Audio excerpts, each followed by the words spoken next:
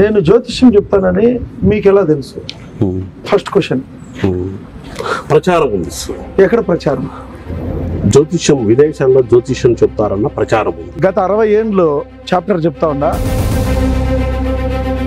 సాధారణ మధ్యతరగతి చెందిన బి శివశంకర్ ప్రముఖ వ్యాపారవేత్తగా, ఓ సినిమాలు తీసే వ్యక్తిగా ఎలా ఎదిగారు సార్?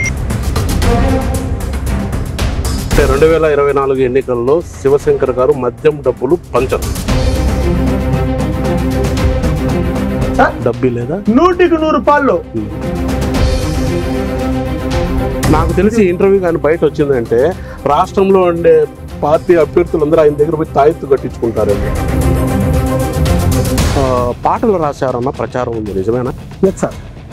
ఏ పార్టీలకు రాశారు? మీరు రాశారనా? మరి ఎందుకు 2014, 2019 ఎన్నికల్లో డిపాజిట్లు కూడా రాలేదంటారు కాంగ్రెస్ పార్టీకి? సాగును వచ్చేసి అది నువ్వు పాట పాడారు, లిరిక్ రాశారు, పలమనేరు ప్రాంత ప్రజలకు ఏమి చేశారు అని వాళ్ళు అడుగుతున్నారు.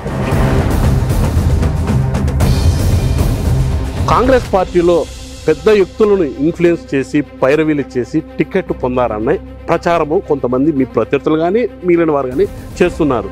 ఇందులో వాస్తవం ఏంటంటారు? 3 దశాబ్దాల చరిత్ర గల రాజకీయ కుటుంబం పలమనేరు నియోజకవర్గంలో ఓ పార్టీ తరఫున పోటీ చేస్తుంది. మరోవైపు అదే రాజశేఖర రెడ్డి తనయుడు ఆయన పార్టీ అభ్యర్థి పోటీ చేస్తున్నారు.